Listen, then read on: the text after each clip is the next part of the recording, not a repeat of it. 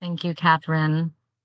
Okay, it is 1:30 on May 17th, 2024, and we are starting this meeting. Perfect. Really appreciate that, Catherine.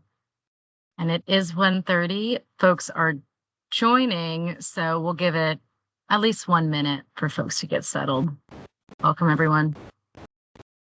Good to see you.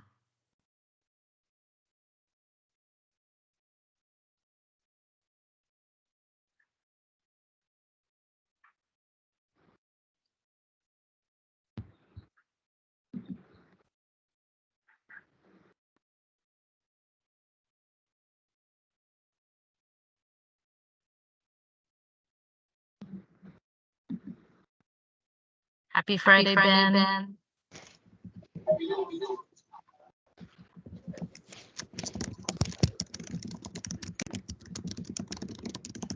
will say we are getting a little background noise and some echo, so everyone could go on mute. Excuse me.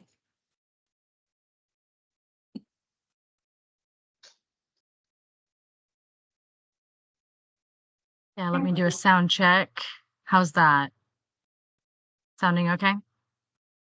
All right. This is great. I'm so glad everybody was able to get the link to the public meeting.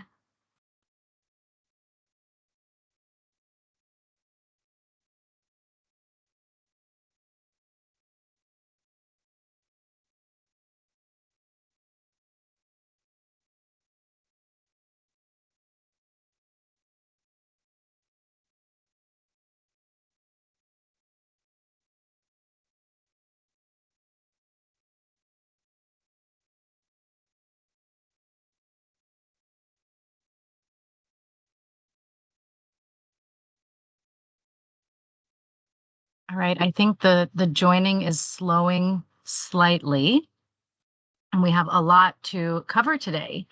So let's do this. Hello, everyone.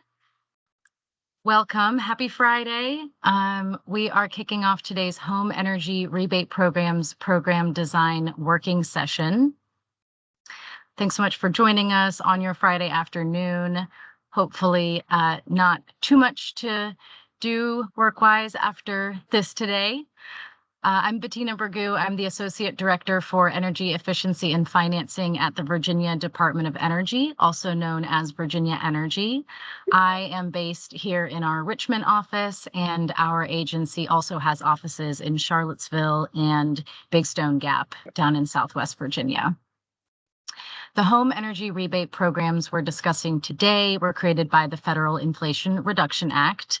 The programs provide the opportunity for Virginia Energy to apply for and spend around $188 million in new rebate programs to support energy efficiency and electrification projects in Virginia's residential buildings. I know that our team has spoken at length with a lot of you about these home energy rebates and a lot of other programs over the last year or more. I hope you'll see those conversations reflected in some of what our team will share today. And I know some of you might be joining us for the first time to talk about these programs, and we're really excited to welcome you to the team and have you with us for this major effort. In the past year, Virginia Energy has been really happy to bring on a new colleague to manage the home energy rebate programs, Haja Dumbuya, who you will meet and hear more from in a minute. And earlier this year, we hired the team with Guidehouse, several of whom you'll meet, that is assisting us in honing in on key issues to seek input on for these programs, to conduct some additional analysis, and help us receive and organize input from key stakeholders such as yourselves. So with their support over the past couple of months, we've deepened our conversations with governmental partners, with our utility partners, and we're really excited to have this public working session today. And I do want to just make a note that while the focus of today's working session is on the home energy rebates programs, many of you know that Virginia Energy recently was awarded $156 million for low-income residential solar programs under the federal Solar for All program. So really excited about that. And we're also receiving funding for a consumer-facing energy outreach program, a financing program, and for workforce development programs. So we know that many of the insights that we get today are going to be relevant to those programs as well. And we're keeping all of them in mind as we develop these rebate programs. So I do want to just emphasize here at the beginning that the home energy rebates in Virginia are not yet available to households to apply to. We are hoping that they will be available starting in early 2025. And today's working session is really about how to design those forthcoming programs. So I'll make a few housekeeping notes, and I think Bev, if you could share the screen so we have some visuals to go along with that.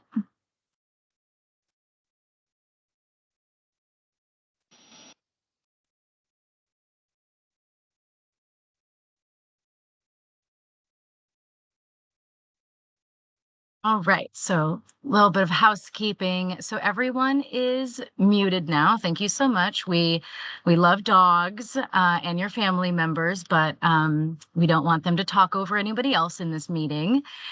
So you are muted. If you do have a comment or a question that you'd like to verbalize, please make use of the raise hand function, the little hand that says raise in your Teams toolbar. And throughout the session, we'll have the chat open. So feel free to put comments in there or questions, and we may answer those, clarifying questions in the chat or verbalize the answer to them. We are recording this meeting, and the slides that you're looking at, as well as the recording of the meeting, will be posted on Virginia Energy's public notices page. So I'll ask Haja to share the link to that in the chat. And also just be aware that other materials related to home energy rebate programs for Virginia are on that public notices page as well. And shout out to Catherine Brown from Virginia's IT team, who is here to help with any troubleshooting technically that we might run into today. So thank you, Catherine. And then as far as ground rules go, I think the only one really is that we're here together to share ideas. We'll share concerns, I'm sure, and we'll just want to do that in a constructive and respectful way. All right, next slide. So agenda for today and objectives. Firstly, the team at Virginia Energy will introduce ourselves. We'll invite y'all to do the same in the chat. And then I'll pass it over to Haja, who's going to provide an overview of the home energy rebate programs with a focus on what we do know now based on the federal program guidelines. Then after a short break, we're going to move into discussion on key program design decisions that we have to make within those federal guidelines. And just as a heads up, the topics that we're going to dive into today will be priority household types for the rebates, consumer protection, marketing and outreach, income verification, project type restrictions, the savings verification pathways for the home energy rebate, the home efficiency rebate program, and then finally market transformation. So for that more interactive part of the session, we're going to use a platform called Padlet, and we are going to give instructions on how to use that later, but it is going to involve looking at questions and being able to insert comments through that platform. So you will want to be on a screen of some kind, mobile or on your desktop. But if you're calling in, that'll be more difficult for you. So we are really excited to be here today. We're going to end at 3:30. So obviously that's a relatively limited amount of time.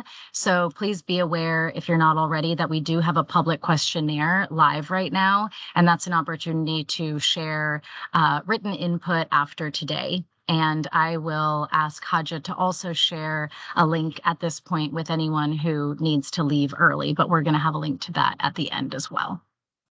And it's on our public notices page. So all of this feedback, just so you know kind of where we're going with all of this today, as well as the questionnaire, all the feedback will be incorporated into program recommendations that Guidehouse is going to help us compile and deliver by the end of the month. Of course, the Virginia Energy team will continue taking those forth and getting further feedback on our program during our program planning process. And a lot of that will feed into future conversations with many of you. And here's the team. So that's enough about me. And Carrie, introduce yourself. Good afternoon, everyone. Welcome. Thank you so much for taking time this afternoon and expressing interest in this program design.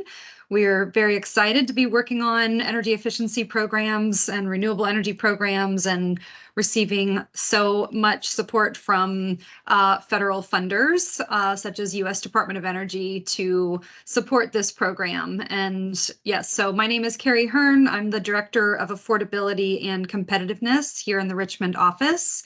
And I've had the pleasure of working at Virginia Energy since 2019 and have also been leading the Solar for All team and have the pleasure of working with Bettina and Haja on a daily basis. So I'm excited to be here today. Haja? Yes, my name is Hacha. I am working as the Home Energy Rebate Programs Manager with Carrie and Bettina, and it's my pleasure meeting all of you today. I'm going to pass it out to Bettina. All right, great.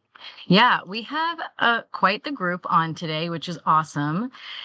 So let's do introductions in the chat. If you're willing and able to put your name and your affiliation in the chat, that'll just help us to know who we've got online, especially as we go into the in the discussion portion.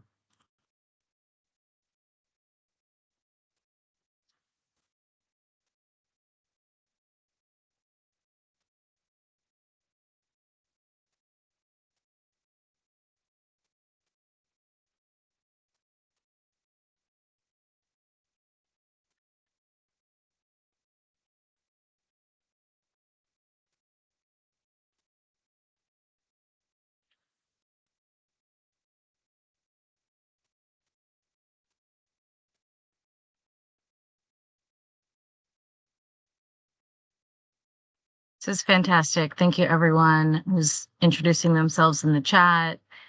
I'm imagine some of you may had to move things around to be here, so just really, really appreciate that. I'm so glad that we have such a big and representative group here today.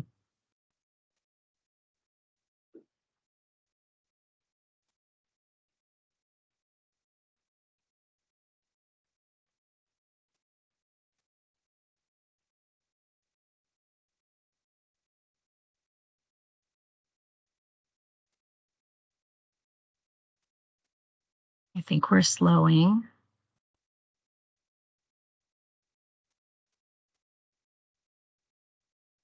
All right. Great.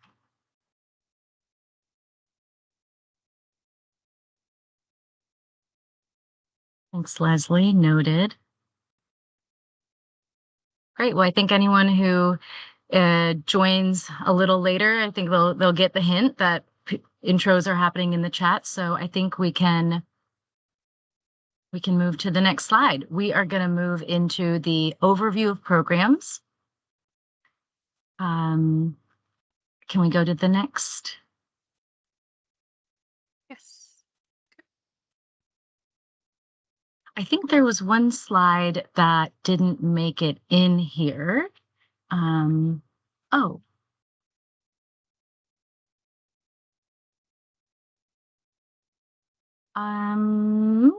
Bettina, I'm seeing the national overview with the umbrella. Mhm. Not sure if there's a lag on Yes. the line. Okay. Yep. We are all good. Sorry about that. Go ahead, Haja. Over to you. Okay.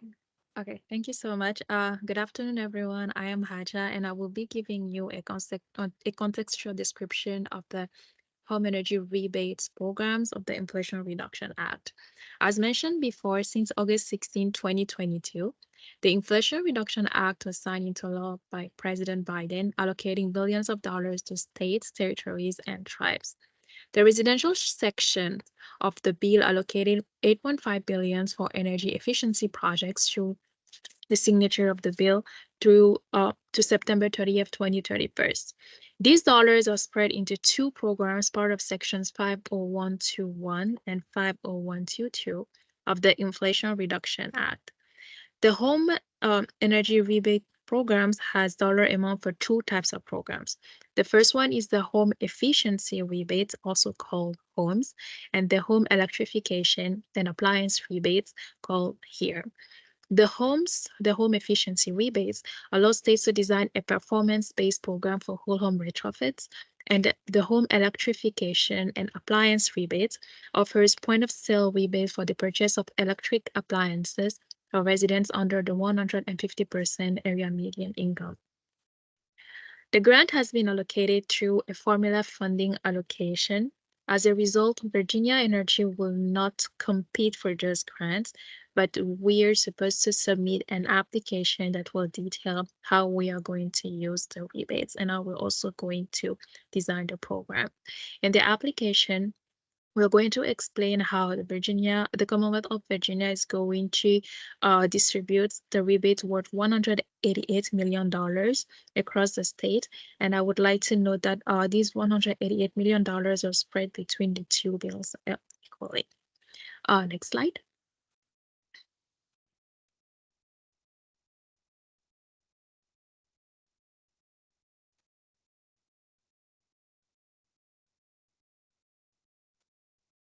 I think it's not on the next slide on my screen.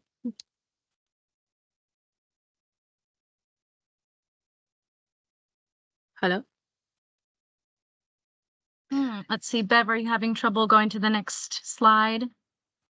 No, I'm actually moving along just fine. Here, let me try this and see.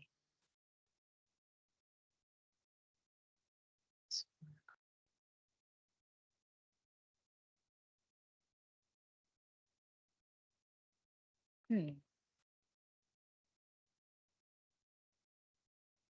Yeah. Should be the slide.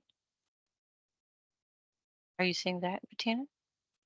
I'm seeing your name at the bottom left, Yeah. indicating that you should be sharing, but it's black. Yeah. Yeah. It appears it says that the sharing had been removed. Yeah. So on my screen, I'm seeing the deck itself. You're not seeing anything? Yeah. Will it allow you to Maria, do you want? reshare, Bev? Sure. I'm resharing it here. I'll try it Great. one more time. Sure.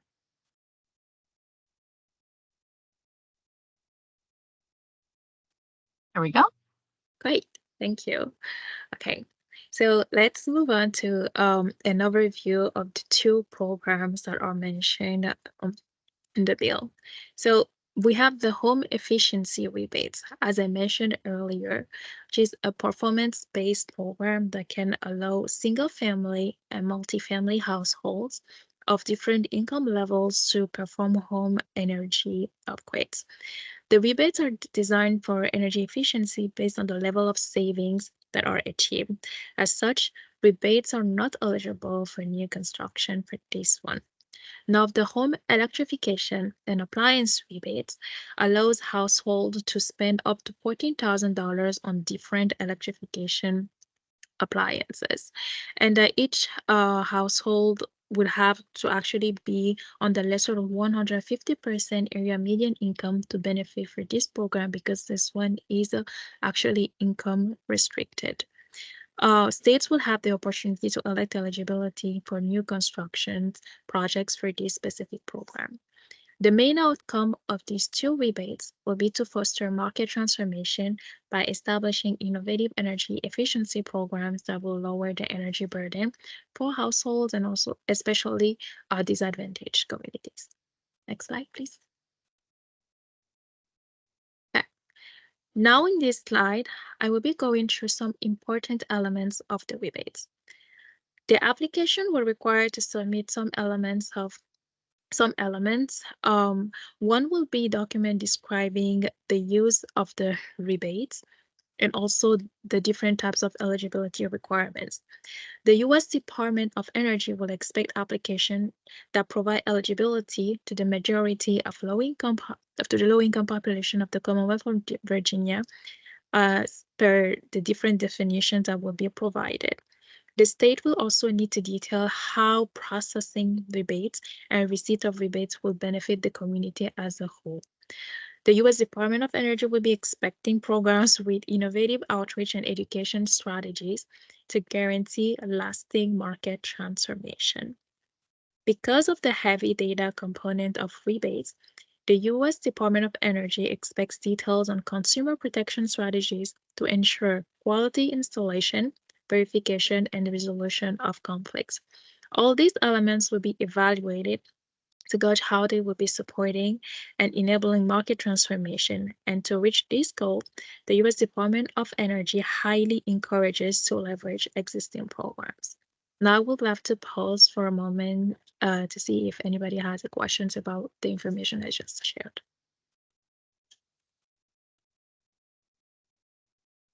Oh, yes. Lisa, can you unmute yourself? Yes, I have a question about the income levels on that. Is that something that you all will set, or is that set by the federal regulations? Actually, the U.S. Department of Energy has already established how these two programs are going to be distributed based on income levels. Now, as a state, we can now either restrict or just follow exactly what the U.S. Department of Energy has provided. So just to answer this question, this is still TBD. Okay, I wish you all would then consider the TANF regulations, which are either 200% of the population, 200% of the poverty guidelines, or the existing weatherization program, which uses 60% of the state median income. I feel like we run a weatherization program, and if the guidelines were interchangeable with what we use, that would certainly help a lot more people. Thank you so much for these recommendations. And I'll Lisa, do you mind if I ask? Oh, I was just going to ask for your affiliation.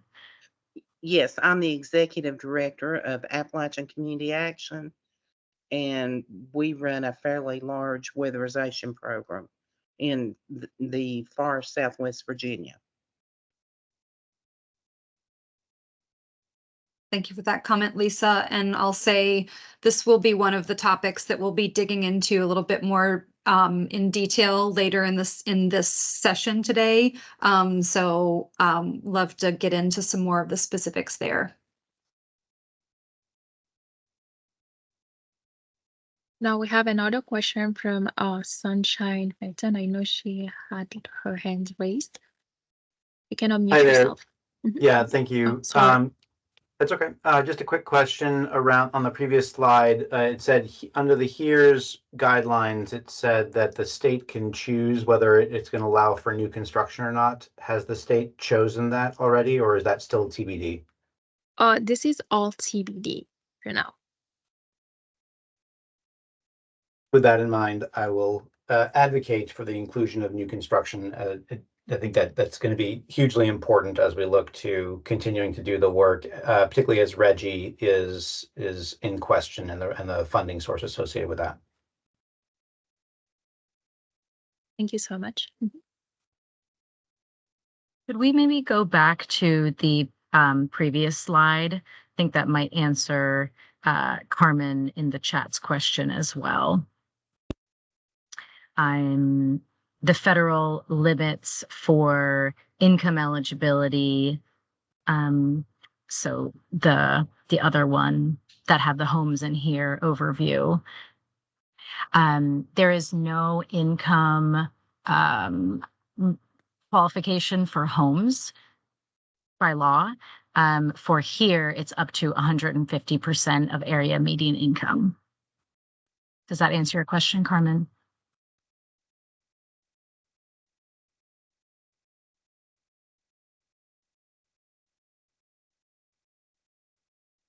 All righty, let's see. Who else did we have? Oh, we have Casey Reed. Yep. Hey there. I'm with Habitat for Humanity Virginia. So we work primarily with all of the local Habitat affiliates all over the state. And my question, I guess, is regarding the new construction. Am I reading this to be that you guys could set it up so that if a home was set up 100% electrified, that it could get the $14,000 per unit per household? Or is that only for like going back and electrifying a home after the fact? Yes, if new construction were allowed, then it would be for a newly constructed, up to $14,000 per household for a newly constructed home. Mm-hmm. Right, for the appliances and so forth. And then my follow-up question then is, if it could be set up so that as long as the end user is that person earning 150% of AMI or less, even if the purchaser isn't that person. And, I'm thinking, of course, of the builder, developer, if they're developing a home that's intended to be purchased by somebody who earns 150% of area median or less. Or I guess alternatively, if it was going to be rented by a person. So, but the purchaser of the appliances wouldn't be that family, right? It would be the housing developer. Yes, the rules do allow the beneficiary or someone on there, an entity on their behalf, to access the rebates. Okay, wonderful. But we have to keep in mind that the developer will have to make sure that afterwards actually rents to people in that income bracket. There are strict regulations regarding that as well. Of course. Mm-hmm. Okay, so we will have now Robert Lazaro. I think that person also has raised. Yeah, thanks so much, Bob Lazaro, Northern Virginia Regional Commission. The way this is set up, good afternoon, everybody. The way this is set up with respect to income limits would meet the need up in our neck of the woods. If you go to 60% SMI, there are going to be a lot of folks in Northern Virginia that would be left out. So very happy where this is. Thank you. Thanks for that comment, Bob. Thank you It for actually the comment. relates to another one from Kristen in the chat. Does the state have flexibility to do? Oh, Haja, I think we're getting a little background noise from you. On the 50%, 150% AMI, does the state have flexibility to do that by census tract? No, not that I'm aware of. I would maybe ask for the Guidehouse team to back me up on that. But AMI, that's in the law and in the program guidance. But I'm curious where you're coming from with that question. Yeah, or Carrie. Yeah, maybe I'll just, again, sort of for this discussion, we do have a whole section on this later on. So maybe we can save some of these questions for that period. We can get the comments in the survey, have a discussion, and also talk about like how the area is set for the area median income. So defining that as the region.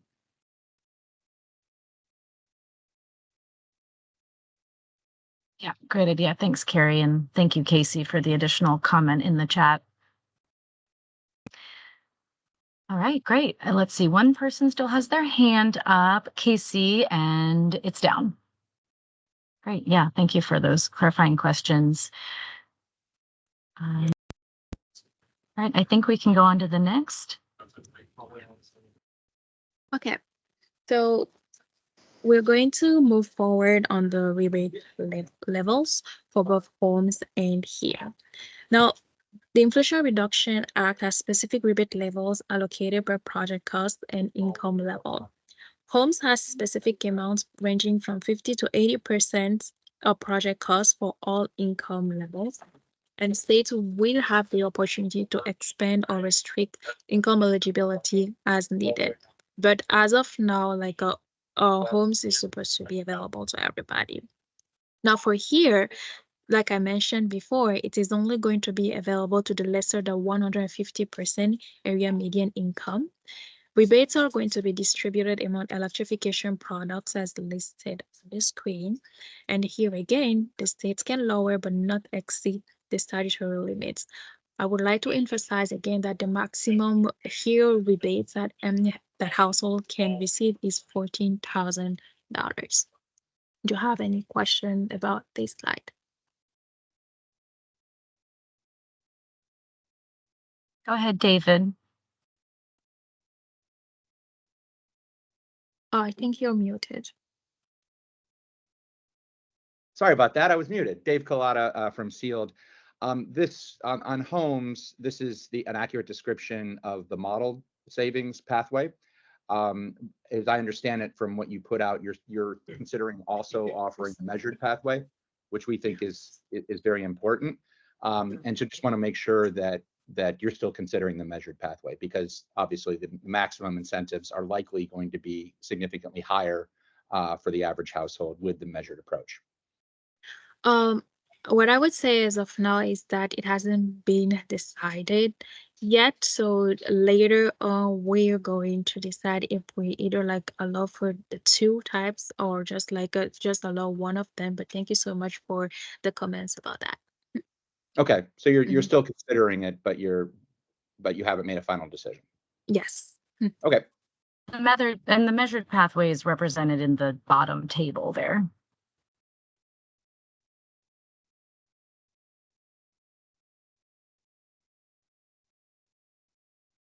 Thanks, David. I think there was a question in the chat from Sunshine. Can you clarify what, electric wiring is in here? I don't know off the top of my head. I'm wondering if someone else on the team does. It's a good question. Yeah. I'm also not sure about that. Just know it. Yeah, this is Rohit here. So the wiring is associated with electrification upgrades. Exactly. I think Ben mentioned that. So associated with electrification upgrades, you need to reset some of the wiring. If it's an old house, for example, you need to reset the wiring so that you can support the load for the new appliances. I hope that answers your question. There is also another question in the chat. What mechanisms are in place or will be in place to ensure when vendors won't jack up prices to achieve additional revenue with the rebate? That's a good question. And actually, the U.S. Department of Energy has been releasing documentation about consumer protection and QA. And all of these actually details like some of the things that we need to abide by. So just to answer the question, that's also TBD, but we're going to be working on that with the program implementation partner. Yeah, I'll just add one note to that. I want to say the application for these programs is very long, but I want to say that this specifically is something that we need to address in it. How are we going to be aware and manage any pricing shenanigans? So Carmen, today or later, if you have thoughts on precedent for that, how that could be approached, that would be very welcome. We recognize that it could be an issue. Yeah, I think David Collada has his hand raised as well. She can. Oh, sorry, but that was from before. I will put that down, I think. Okay. Yeah. So let's see in the chat. Okay. So I don't see any additional questions, so I think we're going to move on to the next slide. Unless Sorry, Haja, there's one on about electric wiring, a follow-up from Sunshine. And yeah, Sunshine, I think what you're raising about electric wiring is a good one. What exactly does it include, and when is it allowable? It's a good question that I don't think anyone and any of us have at our fingertips right now, but we'll note it and see if we can find that in the program guidance. Thank you. Yep.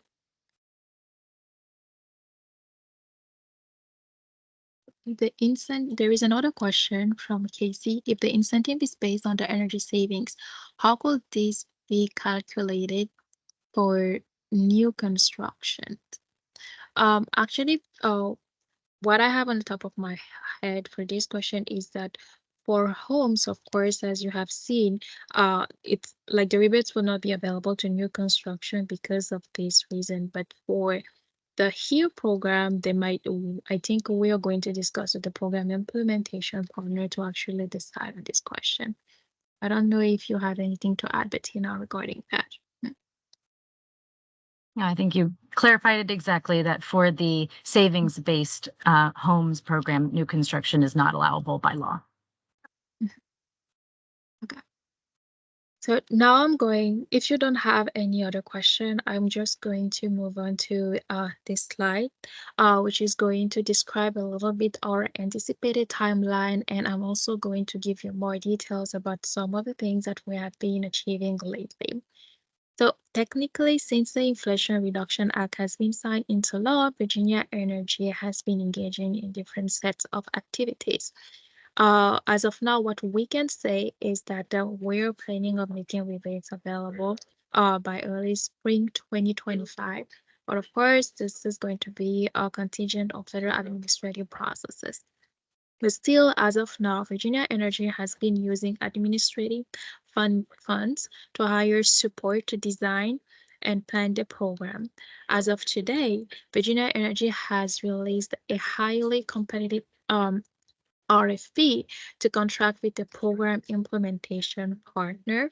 The RFP is available on our procurement website. And also we have been contracting with also Guidehouse to actually support planning and design and also stakeholder engagement, and also perform some market analysis and different types of analysis. We have posted some of the material developed by Guidehouse into our website, so that's available on the public notice page that I posted earlier with you as well. So yeah, so this is what we have for now. And yeah, so I will let the next person know. I'll go on and talk about like the next slide. Thank you so much for listening to me. And if you have any question, feel free to raise them as well. Great. Thank you, Haja. All right, this is our last slide before we shift into Padlet and more of the interactive discussion. But thanks so much for the questions, and hope everyone feels like you have a good grasp on kind of the big picture parameters that we're working within from the federal guidance. So before shifting into that discussion, I do want to just share our high-level program objectives for Virginia's home energy rebate programs. These are objectives that have emerged really over the last year or so through many conversations with our public partners, with private sector partners, again, including many of you, and they are really helpful in providing us with some direction as we grapple with some of the more detailed program design decisions that we're going to get into.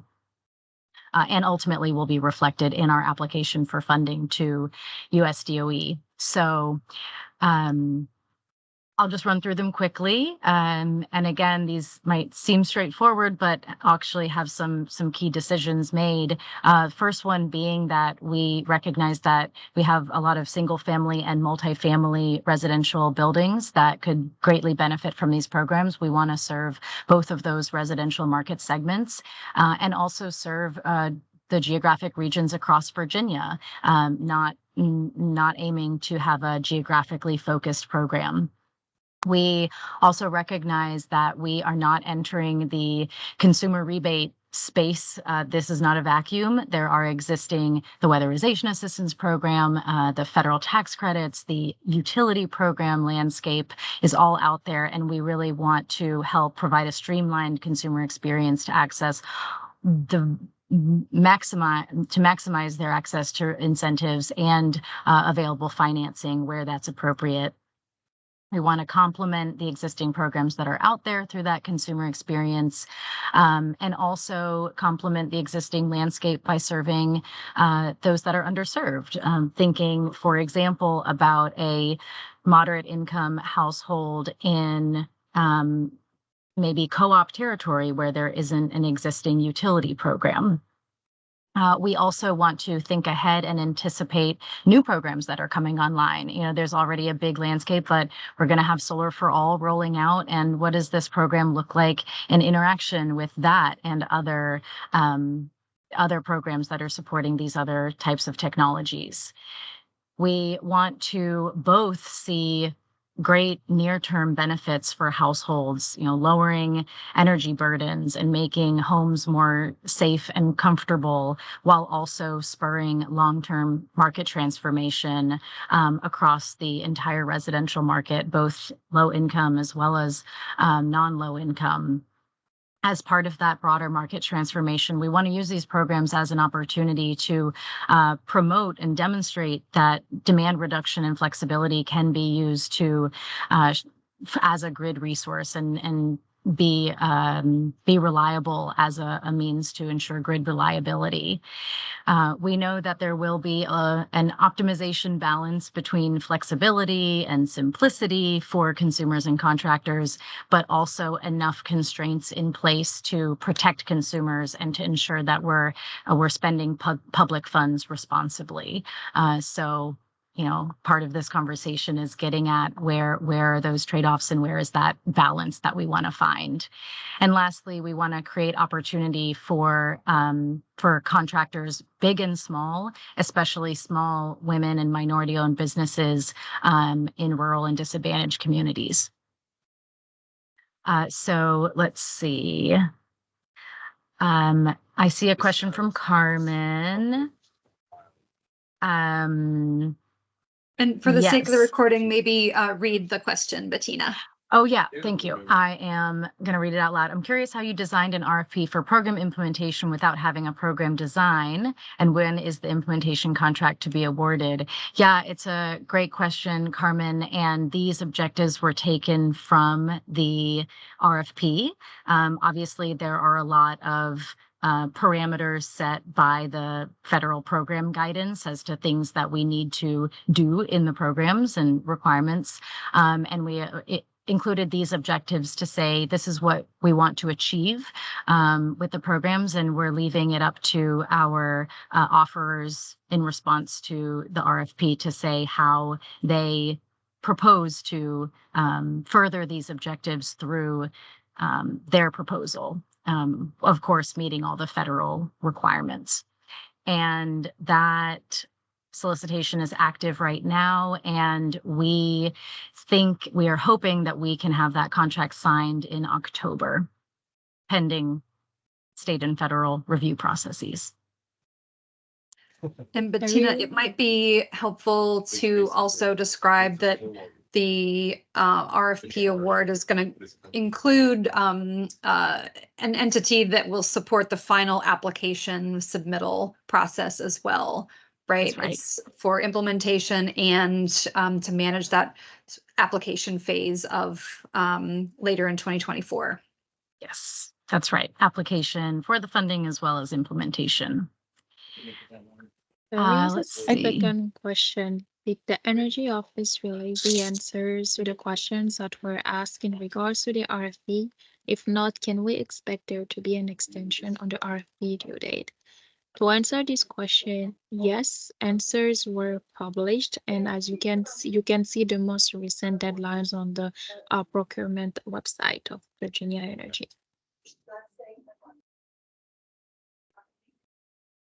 Carmen, go ahead. Yeah, I just have a follow-up question on that. So is the program design then, like, is this portion, are we expecting to get this done before that RFP is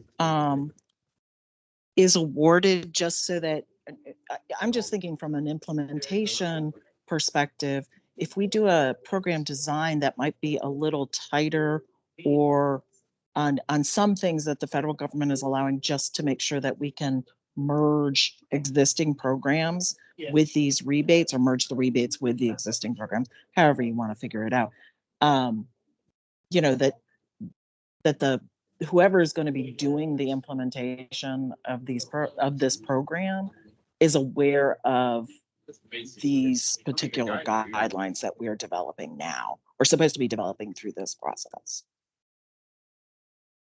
Yeah, it's definitely a challenge. And this is a public meeting, so anyone is welcome to be part of this conversation and hear. And I think the heart of it is that there will be a negotiation ultimately in the final contract with our program implementer to reflect things that we've learned since posting the RFP, including the conversation today.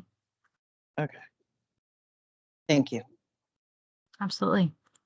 Good question. All right, I know we want to move into discussion, but let's see. We've got a question in the chat from Chad at DEQ. Perhaps you've already covered this already. Please advise how I can access the recording of this webinar as my schedule. Yes, we will post the recording as well as the slides on our public notices page. And I have sent the link again. Perfect. All right. Colin, over to you to give a Padlet intro. Great, thanks, Bettina. As Bettina mentioned earlier in the call, it truly is our desire for this to be an interactive working session, and we're really excited that we've had a great group of people join us this Friday afternoon. But we also recognize it's a large group, and we want to be really thoughtful about the rest of our time together. You'll see its structure. There'll be several key questions that we'll use to facilitate this time, and we're going to use a tool called Padlet to help facilitate this discussion. You can join Padlet in 2 different ways. Certainly, you're welcome to join anonymously and by accessing the website, or you can create an account and contribute your comments on the Padlet tool using an identity. And we're going to give about a 5-minute break for everyone to take a step back. Feel free to create an account if they would like.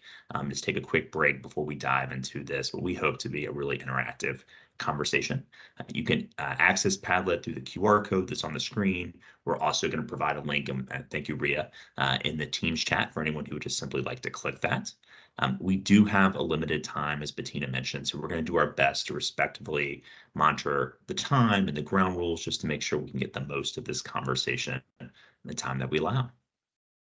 So with that, we will go into a 5-minute break. It is 2:18, so we will look to gather again around 2:23. Thank you, everyone. Thanks, Colin. All right, see everyone in a few.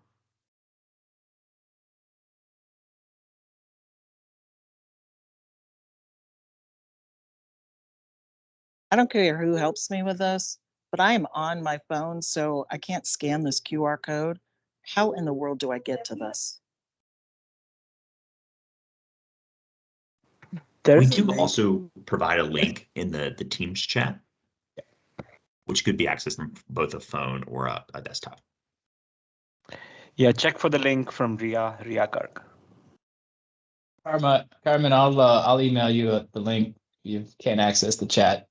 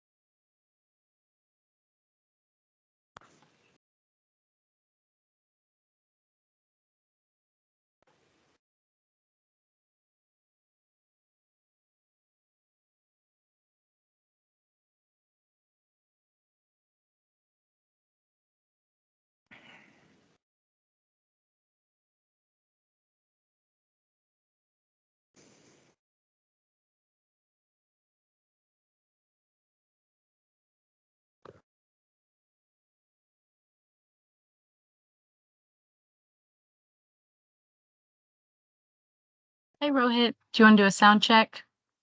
Yes. Can you hear me? Yep, loud and clear. Perfect.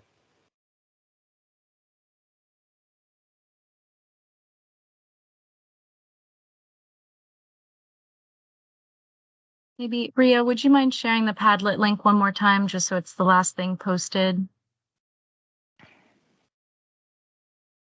I'm already seeing a couple comments, so I think people are into Padlet. Great. I think we can go ahead.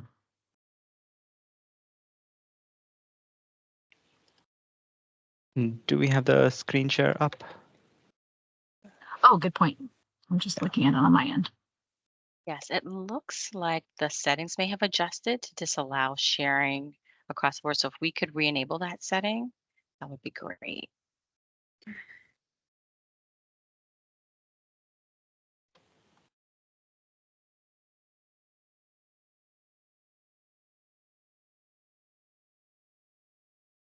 Can you share your screen now? Yes, it's not. Yep, it's now enabled again. Thanks so much.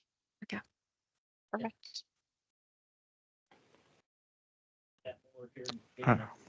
All right, perfect. Thank you so much, everyone. Good afternoon. My name is Rohit Andhare. I'm a director at Guidehouse, and I'm an SME on this project supporting Virginia Energy. So we're going to go through some discussions on key topics relevant for the program design. The way this section is set up is that we'll go through a series of topics. I will introduce the topic and then check if anyone has any additional information to add to the topic. And then we'll discuss the key questions associated with that topic, where we need your feedback. And then I'll give about 3 to 4 minutes for y'all to provide your feedback, either through Padlet, or if you have questions, you can always raise your hand as well. And then after that, we'll check if there's any additional responses that we need to provide at that point of time. Otherwise, once we are done, then we move on to the next topic and go on in the same flow. So before we dive into the next the first topic, just a quick reminder, this is really to get some insightful, actionable feedback for Virginia Energy as they think through their program design. So your feedback would be really, really appreciated. Please raise your hand through Teams if you want to comment. And yeah, I think with that we can get started. All right. So the first topic that we have over here is on target segmentation. So target segmentation refers to specific types of buildings or households that Virginia Energy needs or should target, their efficiency and electrification upgrades through the program. So DOE has included some requirements on minimum funding allocations, rebate fund allocations that need to be met for each state. For Virginia, it's about 40% of the rebate funds need to be allocated to low-income households, and 10% of the rebate funds need to be allocated to low-income multifamily households. Lastly, there is also an adherence to Justice 40, where about 40% of the funds flow into disadvantaged communities. Beyond that, DOE has provided flexibility to allow states to design the program to target specific areas, sectors, or buildings, or communities. And so the question really is, which segments should Virginia Energy target, right? So there are various ways to define these key target segments, right? So as you can see on the screen, you can target segments by building type. Maybe there is an inherent desire to target certain types of buildings. We already mentioned about multifamily, but maybe there's manufactured housing or mobile homes. And then Guidehouse has also conducted a market assessment, as we mentioned previously, that provides some direction on what these key segments could be, and that would be posted. The findings from that would be posted as well. And yeah, so that's the key question. So Virginia Energy team, anything else you want to add over here?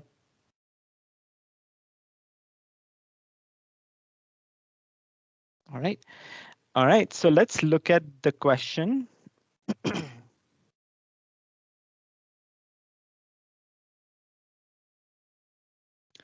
All right. So the question here is, what portion of the rebate funds should the state reserve for low-income households and low-income multifamily households? And what additional market segments should the program target with its marketing and outreach for this program? And I'm noticing that some folks are commenting on the slide, which is just fine.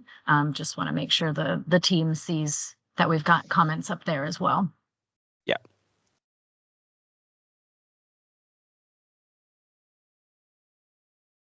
% allocation. Seems like some of the common themes are around the allocations that Virginia Energy could adopt for low-income households.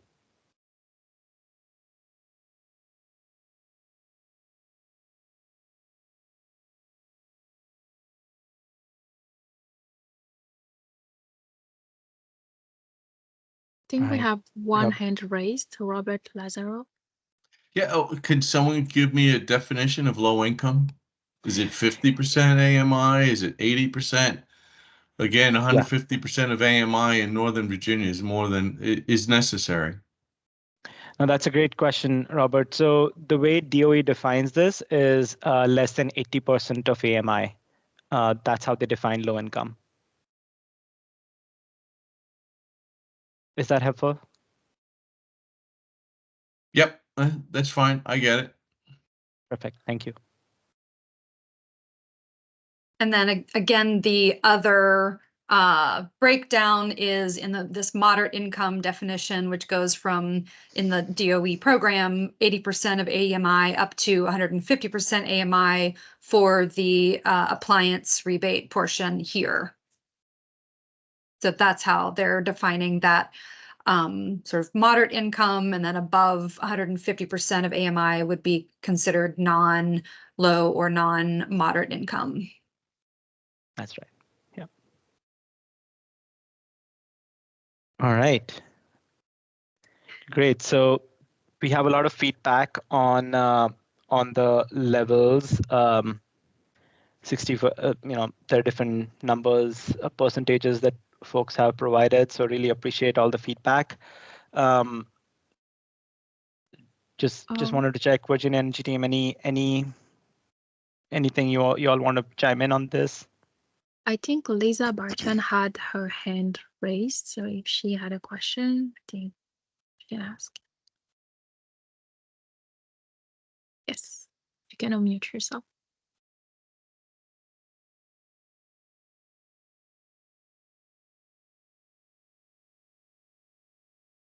Lisa, Hello? we're not hearing you. I'm sorry. I said, well, if you're defining even that 60% or 80% of the AMI, are you using the local or the state? Because in rural areas, like where we're at, that state AMI benefits those areas much better than the local AMIs. So which when you define that 60% of the AMI, are you talking about the state or the local AMI? So I think this is so the DOE in their documentation, they've provided area median income levels for each county at different levels, 50, 80, 30, whatnot, and for different family sizes. Okay, so you're using the local then. Yeah, right. So that's if that's local, then yeah, I think that's the definition that DOE has provided. Again, Virginia Energy would decide on how they want to proceed with their design.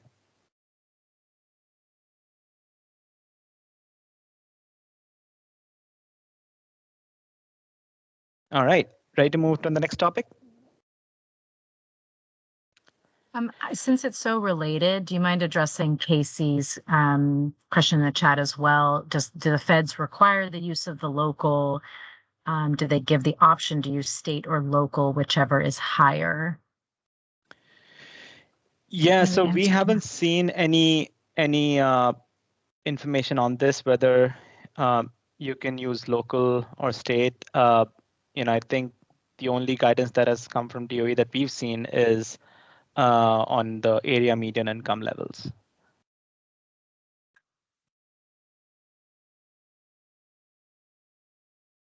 Does that answer your question, Casey? Yeah, it does. I mean, I just think if there's any way to set it up where you've got, you know, a participant has the option to use either, whichever is higher, then that kind of helps alleviate some of the issues, both with like folks in Southwest Virginia. And I think there was a comment about how 80% of AMI might favor the higher income areas, because somebody who makes 80% of AMI in Northern Virginia makes way more than somebody who makes 80% of AMI in Tazewell County. But, you know, if you've got the option to use either, then the folks in Northern Virginia can use their local AMI and the folks in Southwest Virginia can use the state AMI, you know. Yeah.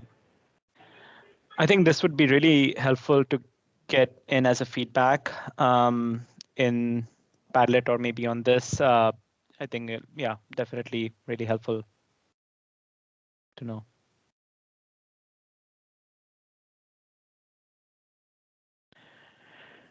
All right.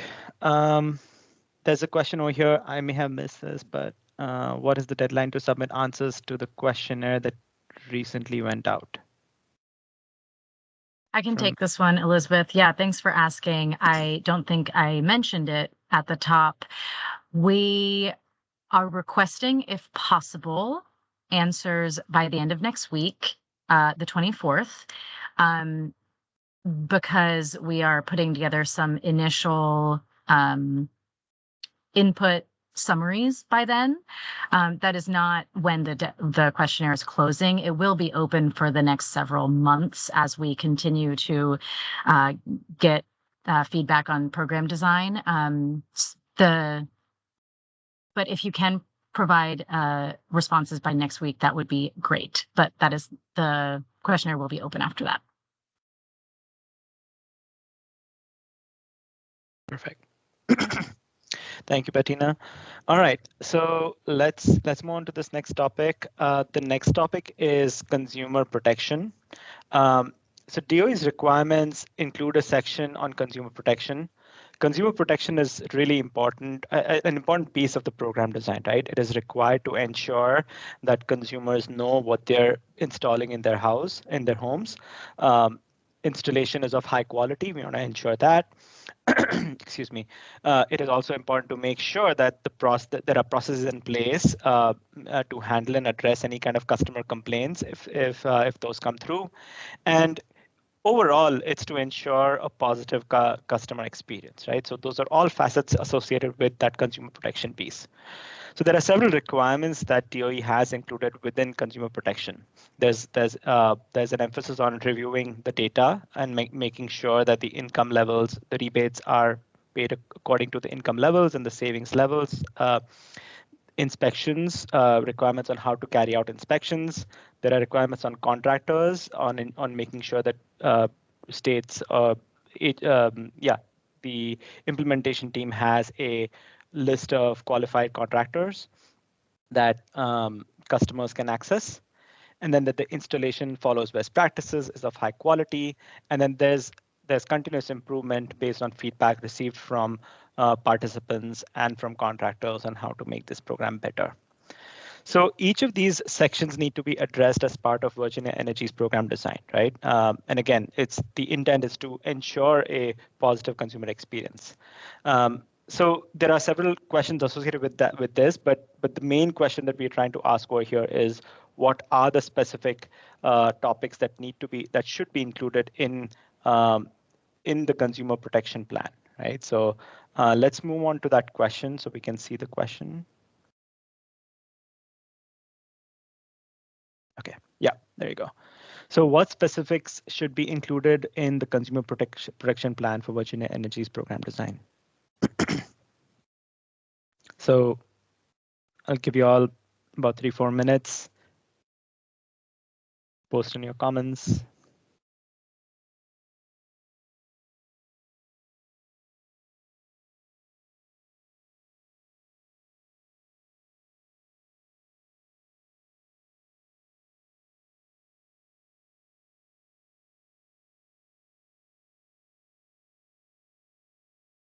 Thank you to whoever is going to provide more feedback in the questionnaire. Appreciate that.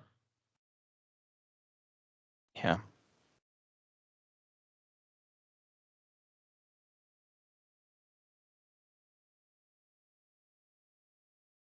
And I will say that we also appreciate references to other resources. If there are other publications or reports or examples from other programs or programs in other states, certainly, you feel free to point us to those resources as well.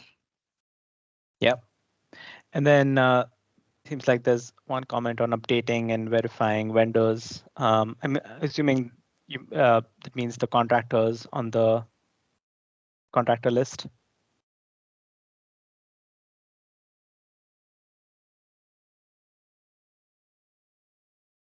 And I would say earlier on, a good comment was put into the chat, which can be captured here regarding consumer protection that would be in place to ensure vendors won't, artificially raise prices. It's a consumer protection on the price of the measures.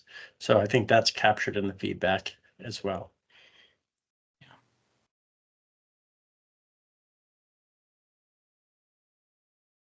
All right. I'd love to just say one thing on the tenant protections. So there is a requirement. I mean, as part of consumer protection, renter protection is obviously a key part of that. For rental properties, there's a requirement for 2 years, at least 2 years of affordability for rental properties if they're taking advantage of rebates. And so one question that we've been grappling with is around, obviously we can use existing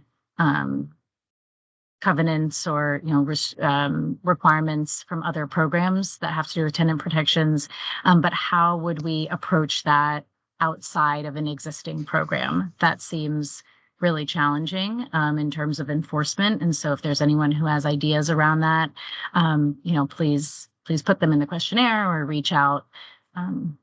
Something we're thinking through.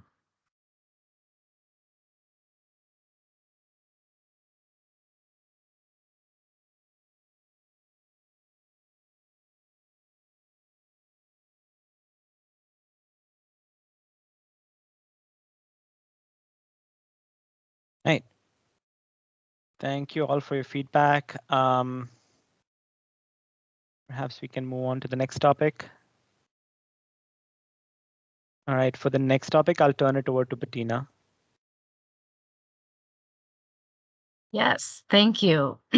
All right, so we are shifting to marketing and outreach as part of our application for funding for these programs. We do need to include an outreach and education strategy that feels very intuitive. We have these new consumer-facing programs, and we want to make sure that people know about them, especially any market segments that we'd like to target. We, as part of the strategy to USDOE, we have to, and it makes sense, break it down by contractor outreach and household outreach, recognizing, of course, that contractors are going to be such key partners in doing outreach to households that can participate.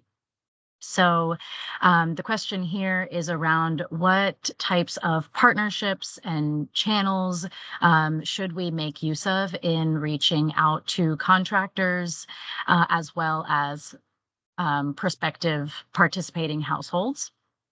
So we have, this has come up in a lot of our conversations with many of you to date. And so we have a pretty good list so far in terms of contractors. We have started speaking with the utility program implementers about reaching out to their trade ally networks, labor organizations, trade organizations that have membership, manufacturers, distributors, and retailers. And for households, again, partnering with utility programs to do co-marketing and co-outreach. Local governments, we really look forward to. Bob, I think you expressed that NOVA is interested, and we really want to partner with local governments and faith-based organizations. And then we know that there are a lot of materials out there from state and national organizations that do outreach, like Energy Star, Rewiring America has their navigator tool. So we definitely want to make use of and leverage existing outreach to households that is high quality and accurate. So there are some other things on the slide, and maybe we can show the slide one more time as people are thinking through their input. Again, we're thinking about what partnerships can we leverage to maximize engagement, especially with low-income households and renters, what channels, and then what types of materials, if you have ideas about types of materials that we should develop, website, of course, fact sheets, mailings, but welcome other ideas and how to make them accessible. Okay.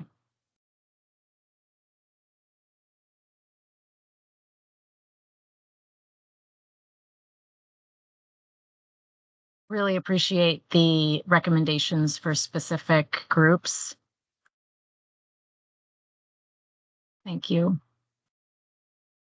And I'll chime in here and say, yeah, there's, several programs, of course, that we're thinking about above and beyond home energy rebates, where marketing and consumer education and outreach are going to be very critical. And so that intersectionality between our training residential contractors and Solar for All and working with the existing weatherization network, these are moments where we can bring a lot of those together. So that's some of the programs that we're thinking about bringing together and having more than one opportunity presented at the time of consideration for a household. Thank you, Carrie.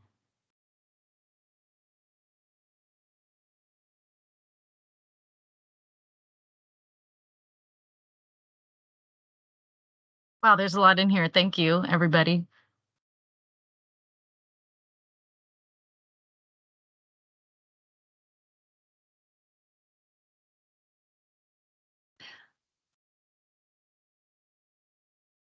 Shall we move on to the next set of questions? All right. Over to you, Carrie. Okay. So again, this question around income qualification, but also income verification is a key portion of the program. And we have two questions for everyone's consideration. One relates to how Virginia's programs can maximize use of existing programs through categorical eligibility. And I'm just going to read that definition since I know maybe not everyone is familiar with that term. So categorically eligible is the determination that a household meets income requirements by verifying household participation in another state or federal program that has income qualification requirements, at least as stringent as the relevant home energy rebates program. So of course, this is where we need to understand what that overall cap is going to be set as, and then identify all of the programs, and some of them here are listed of ones that we know are allowed for categorical eligibility that definitely fall under at least the 60% AMI category.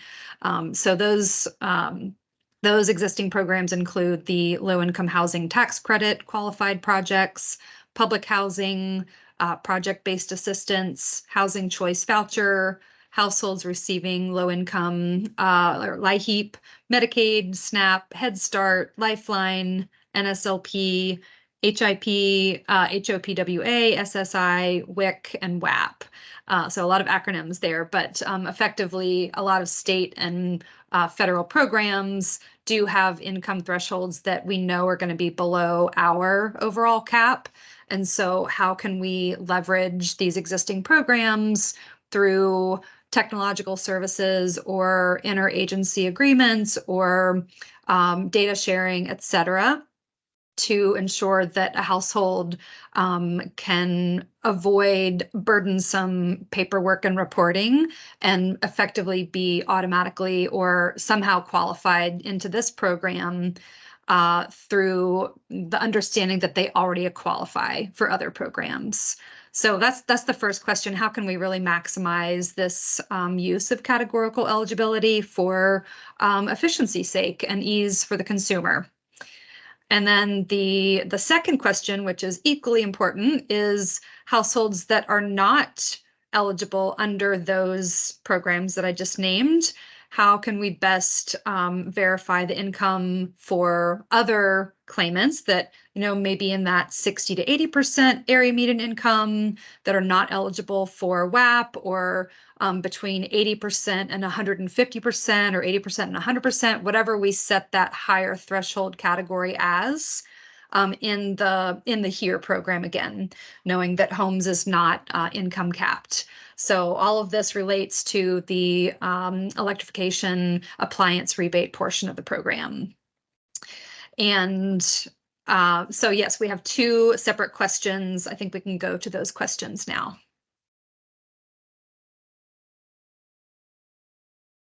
And again, the first being, how can we maximize use of categorical eligibility? And then separately, for those that are not eligible, recommendations around income verification for those claimants.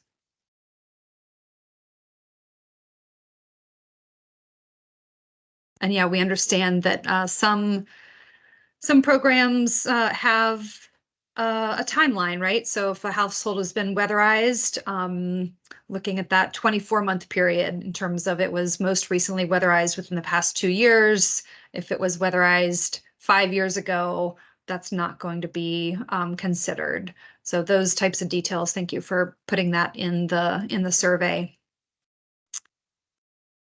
Yeah, I appreciate that 24 months. I want to say that the default is the past year, but we are able to request 24 months, anyone in the past 24 months.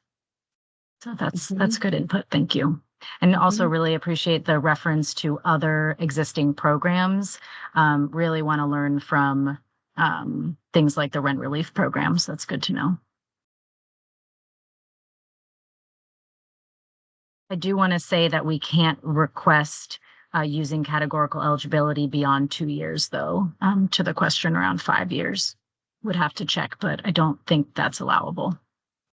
You're referring to the weatherization assistance program specifically, Bettina? I don't remember if it was WAP or if it was categorical eligibility generally. Maybe somebody else does. Yeah, and for the second question, I know many of you participated with us when we worked through some of these questions around the shared solar program design, where there's a certain portion of projects that are households that qualify as low to moderate income, and that moderate income definition goes up to the 80% AMI, and so those considerations around checking income for the 60 to 80% has come up in the past in some of our different program discussions. We've discussed this through the Clean Energy Advisory Board. And so those will be very relevant to bring into this discussion, and appreciate others as well. So I see a comment, I'll just read it out. We should not allow self-attestation of middle income.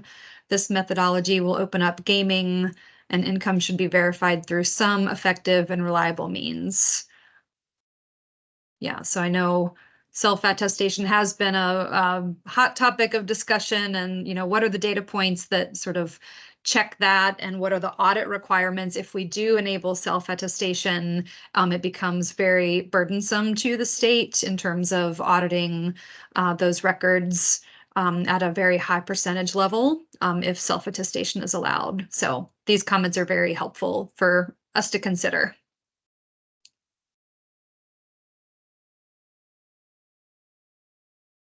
And I just want to say that we're doing fine on time. So want to remind folks that if you want to verbalize a comment, please feel free to raise your hand. And there's also a question in the chat, Teams chat. Will Padlet still be available after the session is over? Yeah, maybe you all at the Guidehouse team can let us know what that answer is. Yes, it will be available after the meeting. Perfect. Yes, and just a reminder, we also have a separate survey tool that is in a slightly different format that will also be posted at the end if you prefer a different format.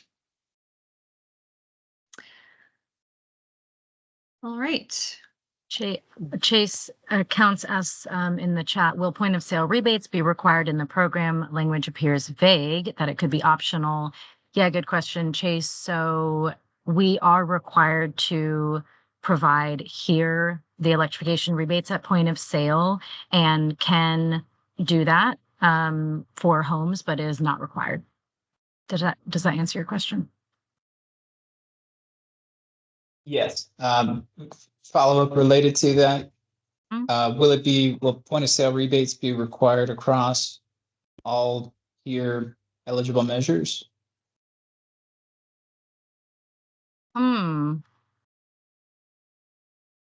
I think so. Are you thinking about a particular instance in which that would be challenging?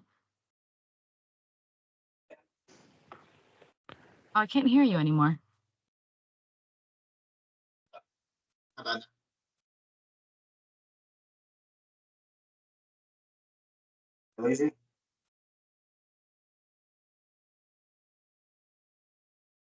Maybe we'll come back to you, Chase.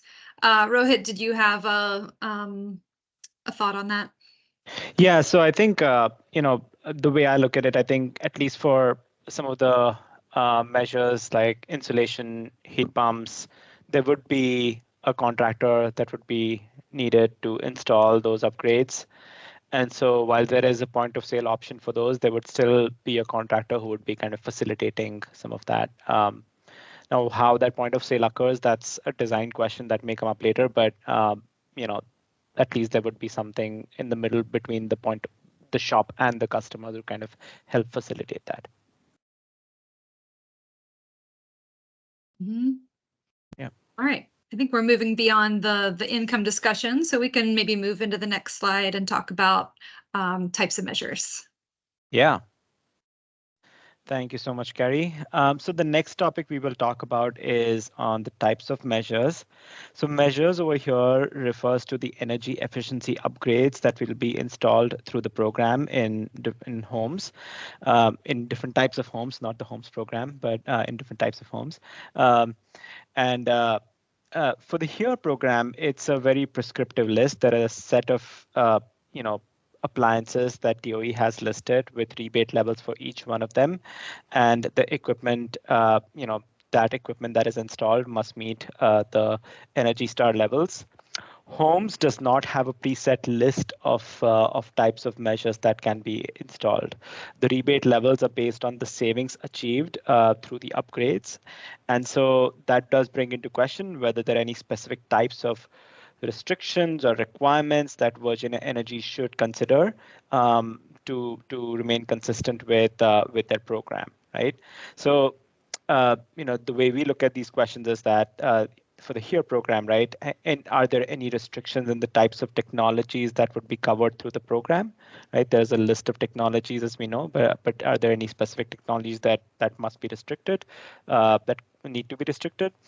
And for the homes program, do we want to consider any sort of consistency in the levels, say alignment with Energy Star, for making sure that there's some sort of consistent messaging and direction for the program as measures get implemented.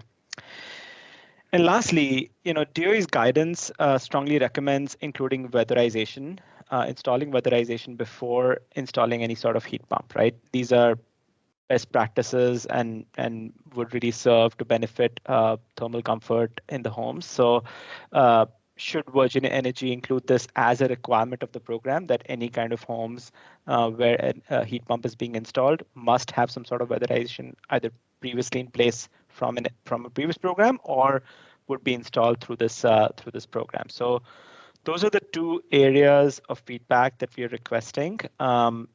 Virgin Energy team, anything else to add over here? Huh? All right. All right, so let's go to the questions. So the first one over here, do we want to place any additional restrictions on the types of technologies the rebates can cover? Seems like we are already getting some responses. Rohit, I think it may be a good opportunity now to talk about the types of contractors that could install these measures. So the pre-qualification standards, the training resources. Would you mind covering just a little bit of that so people understand that broader framework? Yeah. So, a lot of the contractors, obviously you would need mechanical contractors, HVAC contractors to be able to install these measures. There is already a contractor network that's installing some measures that are similar to these through at least areas where utility programs are available, and so they are familiar with these levels, these Energy Star levels that need to be installed in homes. So I think that's where I think is that what you're getting to, Carrie? Just want to make sure I'm in line. Bettina, is there anything else you would want to say about any sort of pre-qualification to be a selected vendor, or is that a decision made at a later date? Can any contractor facilitate the implementation of home energy rebate qualified technologies? We can maybe circle back to it if it's unknown at this time. No, I think it's a program design decision, and definitely, here or in the consumer protection question would welcome input on what types of qualifications those contractors should have. Mm-hmm. Yeah.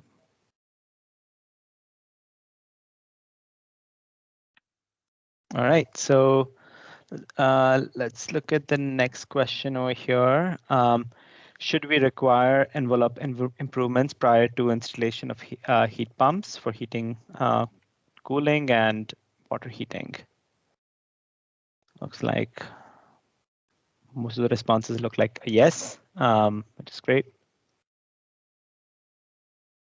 There is some nuance there, though, right? In terms of like an absolute requirement or strong education and recommendations. So if anyone wants to jump off mute and talk about this a little bit, I think it's something that we're very interested in hearing from folks' technical expertise who've been doing this out in the field for, in on the ground in real time. Right. Well, this is Casey. I left the comment there about facilitating and encouraging it, and I said that because, like I said, we're trying to help folks, actually habitat homeowners, but folks who've been in their houses for like 20 plus years, so they are in need of some weatherization at this point. And some of them, depending on who the regional administrator is, gets excellent, almost immediate service within a couple of weeks. They've had their home energy audit, they're getting improvements, and some of them have been waiting on waiting lists for like over 6 months. And so you don't want to get I'm just worried that if you made it a pre-requirement, that it just might slow it way down, as a lot of folks are just having to wait. I think that the availability, the demand for the weatherization programs is just so different in different parts of the state that, some folks just have to wait a while. And that's not to say that they're not going to get them eventually. So, if you could just maybe be reassured that they're like on a waiting list or in touch with a provider, but maybe not make actually having had the energy efficiency upgrades made one of the pre-requirements. Yeah, and maybe this is an opportunity to talk about the value of the homes program for this type of instance, that could sort of bundle a lot of those upgrades together in an efficiency-based process, as opposed to the point of sale rebate here. You know, where existing buildings are at the center. Right.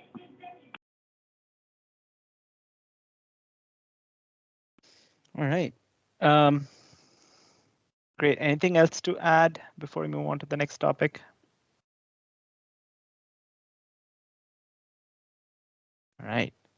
I guess I just wanted to add, looking at some of the responses, appreciate that there can be nuances to these requirements. Again, like we want to balance complexity with simplicity.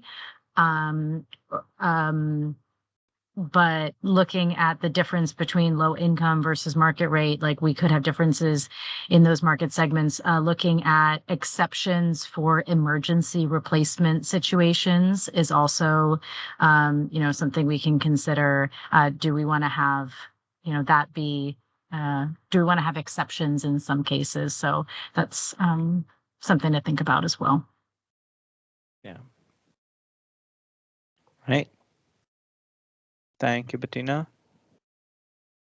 All right. Sorry, Rohit, before you jump in, I just want to recognize McKenna's comment in the chat. Will our comments in the Padlet be accessible at the same link after the meeting? Yes, they will be. You can go to that link and see them anytime, and we definitely will be doing that ourselves. Thanks, Rohit. All right. Thank you. So now let's move on to the next topic, which is on the measured and modeled pathways. So under the HOMES program, DOE provides two approaches for calculating energy savings to determine the rebate levels. The measured approach, the measured approach is one of them, and the other is the modeled approach. Under the measured approach, DOE requires the use of an open source measurement and verification platform to calculate energy savings. To be eligible for a rebate, the savings at the household level must achieve a minimum of 15%. And there is a provision within the measured approach that you're allowed to use a portfolio of baseline. So there's some nuances. There are some specific allowances that are provided within the measured approach. And then there are additional rebates that are available for panel and wiring upgrades through the HERE program that can be included in the measured approach. Under the modeled approach, it's there's the households must achieve a minimum of 20% of savings. The rebate levels are fixed based on the level of savings. There are two specific levels. One is less than 35% and the other greater than 35%. And this approach requires use of BPI 2400 compliant software to calculate the savings. So these are the two approaches. Now let's look at the measured pathway in a bit more detail, because that has a little more nuance to it that we wanted to cover. Let's go to the next slide.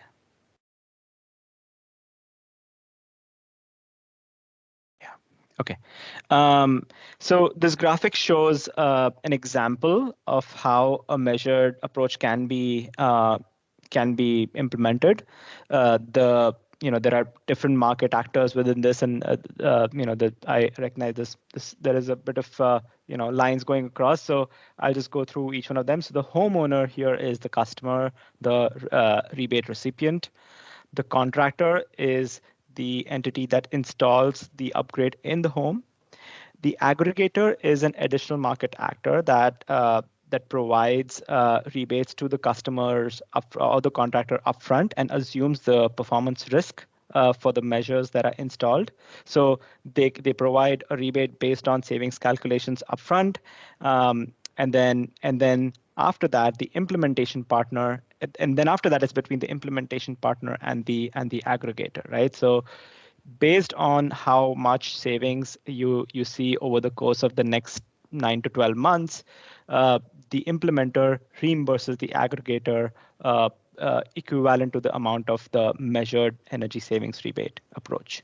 So the implementation, every quarter or every cadence that they, that the implementer decides, the implementation partner will then reimburse the rebates to the aggregator.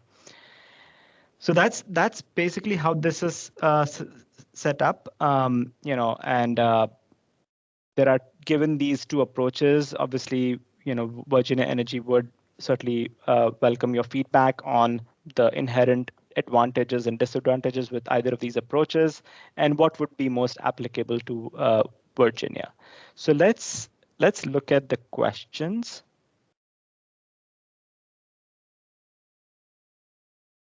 Scroll down. All right.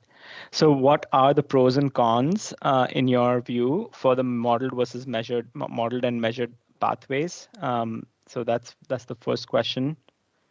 Then looking at the responses over here.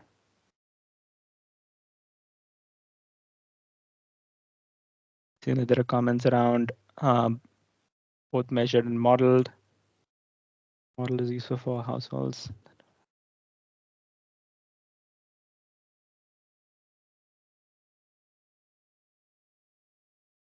Yeah, thank you for all these specific comments. Look,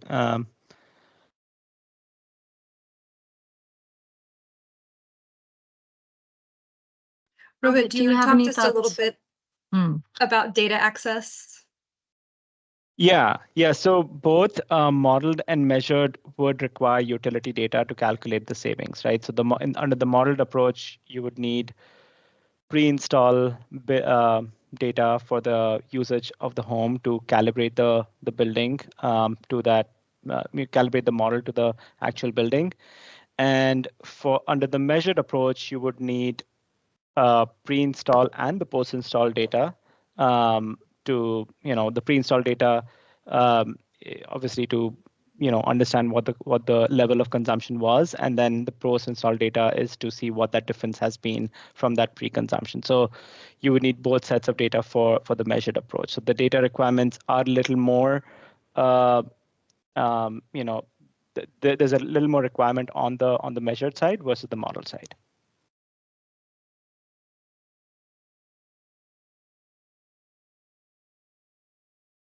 All right. All right. Great feedback. Thank you all. And then the next question over here, do we want to pursue modeled, should Virginia Energy pursue modeled or the measured approach and or the measured approach? And it seems like, Chase, you mentioned some comments on the top and feel like both, but prioritize measured and allow modeled. Anyone else wants to provide feedback on this? And again, we have some time, so if you feel like speaking up, you're more than welcome to.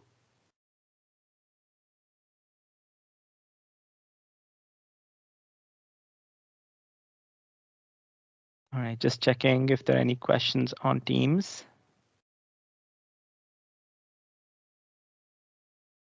Doesn't look like this is associated with the measured and modeled, so I'll leave that be for now.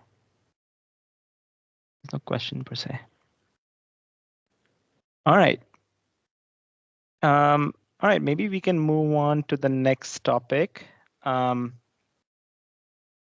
So this next topic is on market transformation. So according to DOE, the home energy rebates are really an opportunity, a catalyst to really unlock additional flows of capital, skilled workforce, you know, new types of businesses, and future programs can use and can use to deploy clean energy solutions, you know, for residential, but also for, you know, all kinds of programs in general. And so this is one of the goals that DOE has really set out with in coming up with these programs.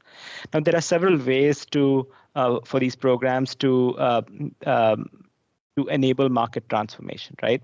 So you know, one of the things that I mentioned was about developing a skilled workforce. So through these programs, contractors would learn about new techniques. You know, BPI 2400, as I mentioned, is one of the model requirements for the modeling approach.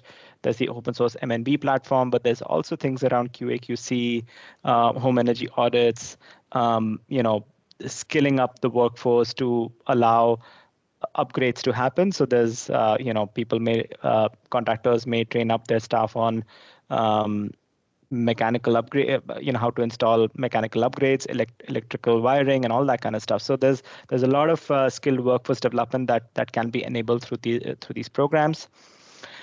Recognize the value of homes upgraded to the home energy rebate programs. So as homes get upgraded, there is they're more efficient. They have better thermal comfort, and so there is an opportunity to recognize these kinds of homes that are upgraded through these programs.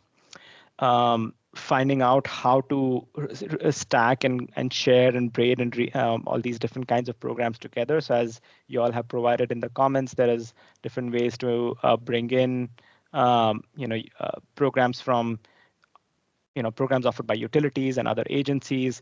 There is an opportunity to kind of figure that out and set that up as a template for future programs. And then enable new business models and partnerships with private capital to monetize grid benefits, right? So obviously with these programs, there's going to be more sustained businesses for contractors. They're going to be able to bring in these new technologies in the market. So that's going to be a key outcome that could be possible through these programs.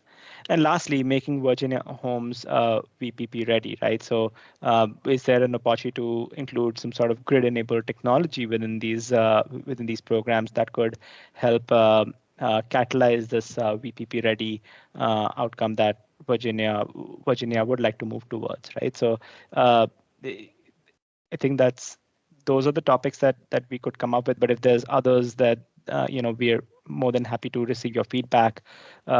Bettina and Carrie, anything else to add over here?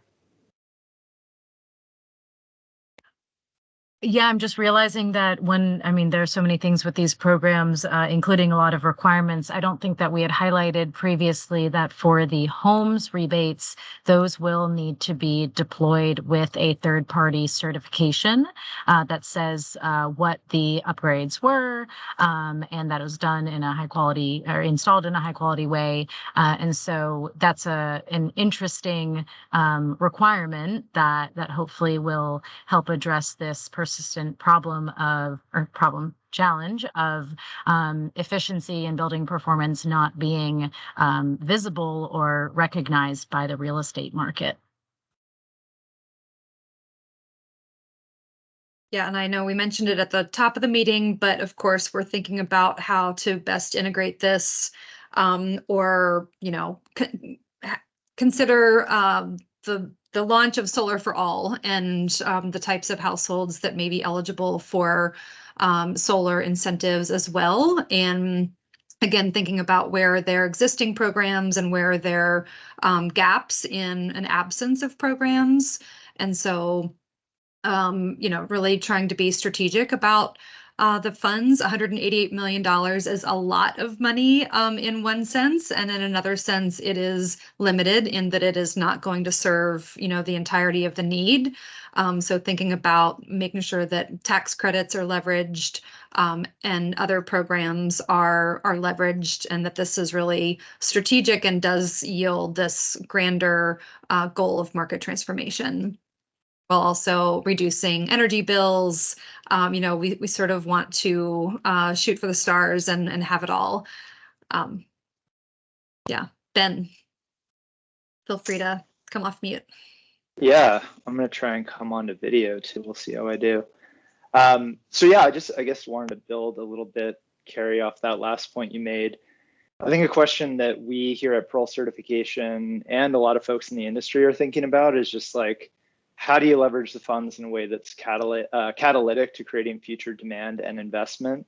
So I've been talking to states around the country, and I think a lot of folks are realizing that these rebates are only going to impact maybe 1% of the residential housing stock, which, when you hear that number, you're like, oh man, that's not a lot of money and that's not a lot of impact. But really, I think it's a great opportunity to spur market transformation. And if it's done in the right way, can really have a huge impact, both within the context of IRA, but also Solar for All, weatherization, all of these other programs. So At the risk of repeating the comment that I put in Padlet, our recommendation is really around making sure that the improvements are communicated in a way that homeowners are going to care about, and ultimately that the real estate industry is going to respond to. And I think there's another connection here that's worth highlighting that isn't on this list, but I know is a priority for Virginia Energy, which is the connection between energy efficiency, real estate, and also low-income communities and intergenerational wealth. So we often point to a Brookings Institute study that shows that Black neighborhoods are systematically undervalued by $48,000 on average. So this feels to me like a huge opportunity to take the substantial investment that these homes could receive through IRA and help these homeowners reap the full benefits of those investments in the form of increased home equity. And that's not gentrification, that's really building equity in the communities and capturing the value of the investments for those households. And there's a couple of resources that I just want to point to really quick. One is a Market Transformation Resource Center that Pearl set up specifically for IRA, trying to figure out how to leverage these funds for that long-term sustainable impact. And also Elevate, which is a nonprofit based in Chicago, is working on a research paper right now that's looking at the impact of energy efficiency programs on communities of color, really to ensure that the IRA rebate programs create beneficial market transformation while helping to avoid unintended consequences. So that study, I think, is coming out in the next month or so. I'd advise folks who are interested to follow Elevate and take a look at that, because I think it's going to be really great. I'm so glad you mentioned that. And I think that's one of the reasons why we're considering both. Obviously we have to meet the minimum Justice 40 goal in terms of 40% of the funds going into Justice 40 communities. But we know that definition, only includes certain demographic indicators. And so in Virginia, there's also the definition of historically economically disadvantaged communities, which is both a factor of low income, qualified opportunity zones, and communities of color. And so considering the HEDC component as an additional goal above and beyond the Justice 40 goal is one consideration that we're looking at. And so would appreciate insights on that within that framework in terms of, carve outs or certain percentage, goals that we would have as we're wanting to do proactive outreach into different communities or carve outs, if you will. So we appreciate the insight into those reports, Ben, and we'll be on the lookout and welcome, folks sending those to us directly as well when they come out. Any other comments? I think there's another hand up. Yeah, that's me. This is Rebecca from VAEEC. This may have come up at a different point or a different meeting, but where can I find the actual metrics for an HEDC? As it is codified in the VCEA, it's basically just a community of color or a community that was disadvantaged. So that's incredibly vague. So how do where are the actual parameters? Sure. So actually, Virginia Department of Energy just posted our mapping tool. It's on our mapping center at energy.virginia.gov. And you can click on that mapping center from the homepage, go into the disadvantaged communities map.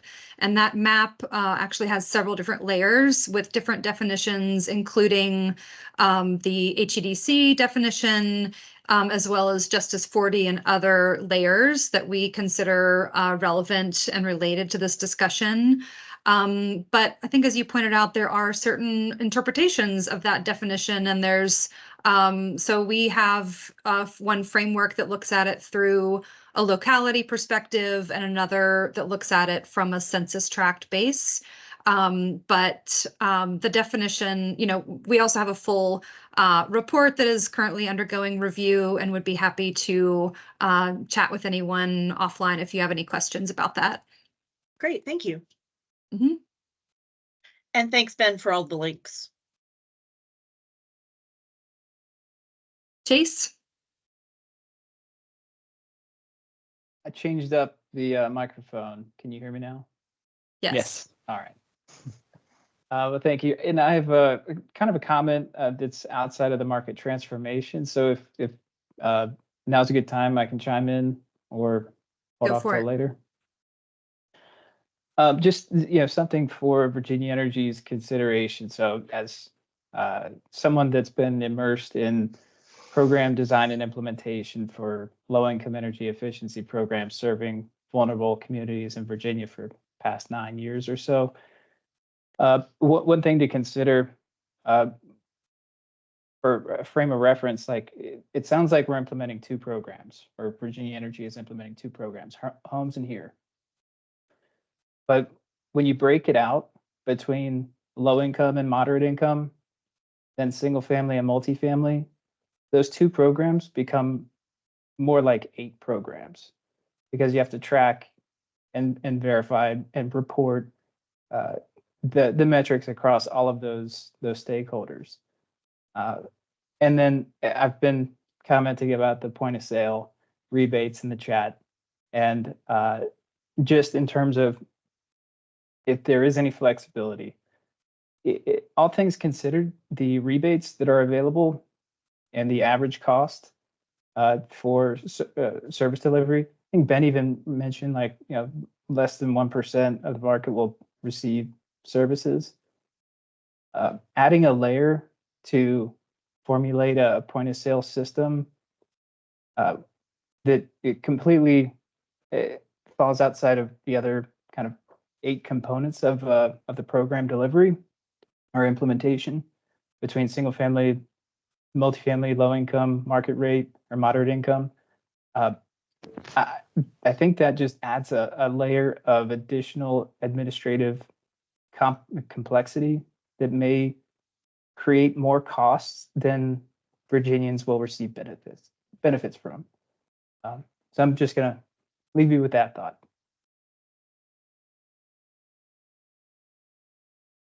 Appreciate that consideration. Thanks, Trace.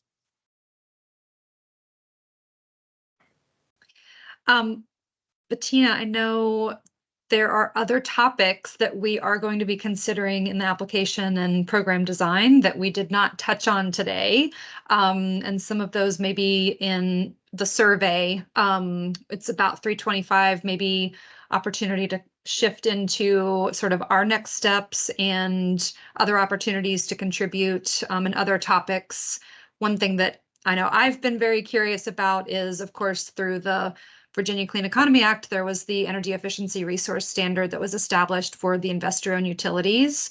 And so thinking about those types of goals overall, and what does this program and these resources do in that broader context? I know we don't have time to go into that very big discussion today, but that is something that we're considering. And hopefully our survey and other options for folks to get in touch with us and communicate your ideal outcome of this program or process as we go through the next several years. We want to hear your feedback, and you all have great insights, so please don't hold back. So Bettina, back to you. Yeah, thank you, Carrie. The last thing I wanted to elevate from the Padlet was that someone asked where the market transformation study will be published, and I was a little curious about what that person was referring to. There is a market transformation plan that is required to be submitted as part of our application to U.S. Department of Energy for these programs. So if someone mentioned a plan, that's what that is. It does not yet exist for Virginia. So thank you for your contributions. And maybe the other ones would be what Ben mentioned, and I believe he dropped some links in the chat. Alrighty, so yeah, it is time to close. It has been so constructive. Thank you, first of all, to everybody for being with us. We are going to read through all of this and really digest it. Really grateful to have the Guidehouse team with us for a little bit longer to help us compile everything over the next couple of weeks. The questionnaire is open. As a reminder, we're going to be doing kind of a first round of input consolidation and coding over the next couple of weeks. So if you can submit responses next week by next Friday, that would be incredible. But the questionnaire will be open after that. We are going to post the slides as well as the recording from today on Virginia Energy's public notices page next week.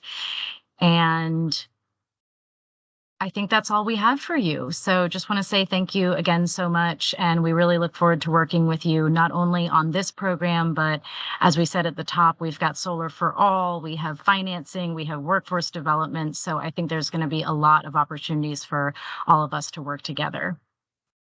I look forward to it.